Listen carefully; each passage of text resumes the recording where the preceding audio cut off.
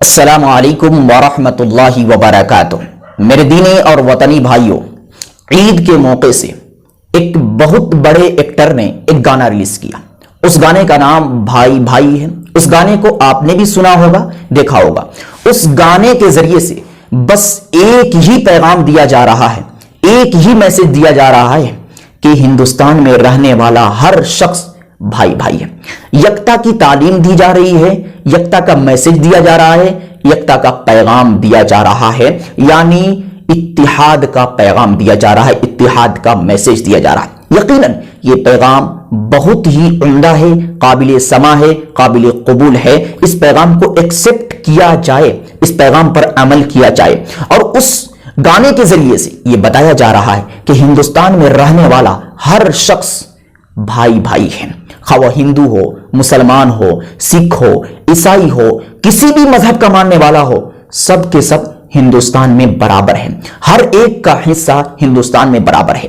یہ بات بالکل جمہوریت کے عین مطابق ہے۔ اس بات کو قبول کیا جائے، اس بات کو ایکسپٹ کیا جائے۔ یقیناً یہ بات صحیح اور درست ہے، لیکن اسلامی نقطۂ نظر سے کچھ باتیں اور کچھ جملے اس گانے کے اندر ایسے ہیں جن پر غور کرنا علماء کرام کی ذمہ داری ہے۔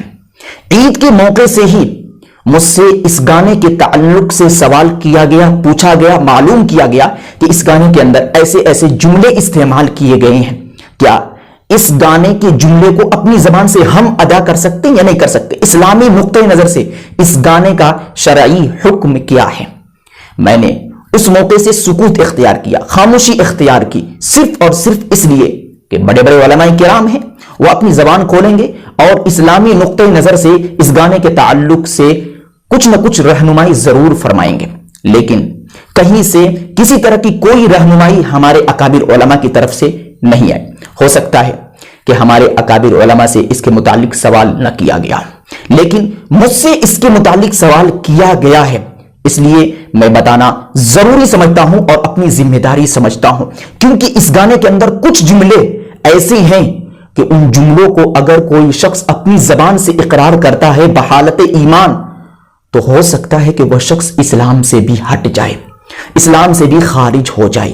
ان جملوں میں سے سب سے پہلا جملہ جو اس گانے میں استعمال کیا گیا ہے، اختیار کیا گیا ہے، وہ یہ کہ سارے اپنے ہی تہوار ہیں۔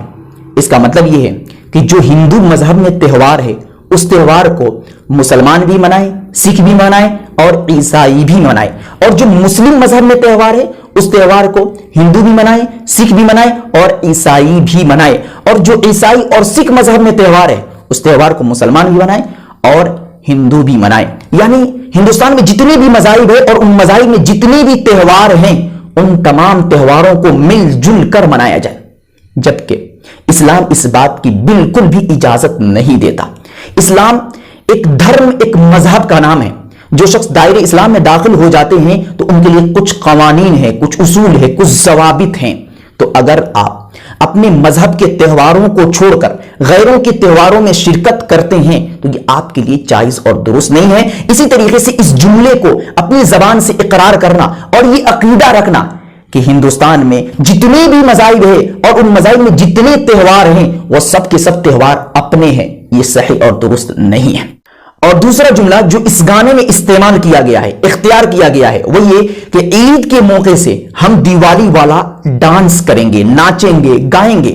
یہ جملہ سراسر غلط ہے، مسلمانوں کے حق میں گستاخی ہے، اس دین کی توہین ہے جو دین قابل احترام، قابل تعظیم ہے، جس دن کو یوم الجائزہ کہا گیا۔ اسی دن میں اللہ تبارک و تعالی مسلمانوں کو مزدوری دیتے ہیں، اور اس دن کی تشبیہ آپ ڈانس سے کر رہے ہیں۔ یقیناً یہ جملہ بہت ہی بھونڈا ہے، آپ مسلمانوں کے حق میں اور اسلام کے حق میں توہین کر رہے ہیں۔ ایسا جملہ استعمال نہیں کرنا چاہیے، ایسے جملے کے استعمال کرنے سے بچنا چاہیے، اور جو مسلمان حضرات اس جملے کو اپنی زبان سے ادا کر رہی ہیں، بچنا چاہیے، اجتناب کرنا چاہیے۔ اور تیسرا جملہ جو اس گانے میں استعمال کیا گیا ہے وہ بہت ہی گھناؤنا ہے، اور اس جملے کے ذریعے سے آپ علیہ الصلوۃ والسلام کے خاص صحابی حضرت علی رضی اللہ تعالی عنہ کی توہین کی گئی ہے۔ وہ جملہ یہ ہے کہ رمضان میں ہے رام، دیوالی میں ہے علی۔ آپ غور کیجئے، سوچئے کہ دیوالی ایک ایسا تہوار ہے جس تہوار کے منانے کو اسلام جائز قرار نہیں دیتا، اور اسی تہوار کے ساتھ حضرت علی رضی اللہ تعالیٰ عنہ کو جوڑا جا رہا ہے، چپکایا جا رہا ہے۔ یہ کیوں کر صحیح اور درست ہو سکتا ہے؟ بالکل نہیں۔ جو مسلمان حضرات اپنی زبان سے اس جملے کا اقرار کر رہے ہیں اور سلمان خان کے اس سونگ پر ڈانس کر رہے ہیں اور اپنی زبان ہلا رہے ہیں، وہ رک جائیں، اجتناب کریں، احتیاط کریں۔ اللہ رب العزت آپ کو پکڑ سکتا ہے، آپ کی گرفت کر سکتا ہے۔ ایسے جملے کو اپنی زبان سے بالکل بھی ادا نہ کرے۔ علماء کرام کا کہنا ہے کہ اگر کوئی شخص صحابہ کرام کی شان میں گستاخی کرتا ہے تو وہ شخص فاسق ہے، اور بعض علماء کرام یہ کہتے ہیں کہ اگر کوئی شخص خلفائے راشدین میں سے کسی بھی شخص کی توہین کرتا ہے، کسی بھی شخص کی شان میں گستاخی کرتا ہے تو وہ شخص کافر ہے، دائرے اسلام سے خارج ہے۔ اس لیے میرے عزیزو، ایسے گانے کو سننے سے بھی بچنا چاہیے اور ایسے گانے کو ایکسپٹ کرنے سے بھی بچنا چاہیے۔ یقیناً اس گانے کے ذریعے سے جو میسج اور پیغام دیا گیا ہے وہ پیغام اور میسج قابل قبول ہے، لیکن جن جملوں کے ذریعے سے پیغام دیا گیا ہے ان جملوں پر غور کرنا ضروری ہے۔ وہ جملہ اسلامی نقطۂ نظر سے صحیح اور درست نہیں ہے۔ میں نے جو 3 مثالیں پیش کی ہیں اور 3 جملے جو میں نے آپ کی سماعتوں کے حوالے کیے ہیں، وہ تینوں جملے کے ذریعے سے اسلام کی توہین کی جا رہی ہے۔ ان تینوں جملوں کو ادا کرنا اسلامی نقطۂ نظر سے جائز اور درست نہیں ہے۔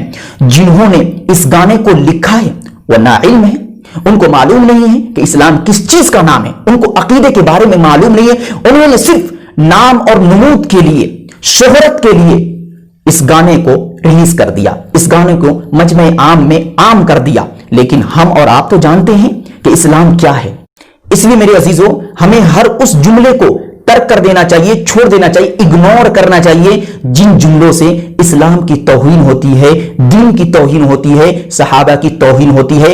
اگر آپ ان جملوں کو ایکسپٹ کرتے ہیں اور ان جملوں کو عام کرنے میں معین اور مددگار ثابت ہوتے ہیں تو کل قیامت میں آپ کی بھی گرفت اور پکڑ ہو سکتی ہے۔ ویڈیو کو لائک اینڈ کمنٹ کریں اور دینی معلومات کے لیے ہمارے چینل الحق میڈیا کو سبسکرائب کر کے بیل آئیکن کو دبا دیں تاکہ سب سے پہلے ہماری بات آپ تک پہنچ سکے۔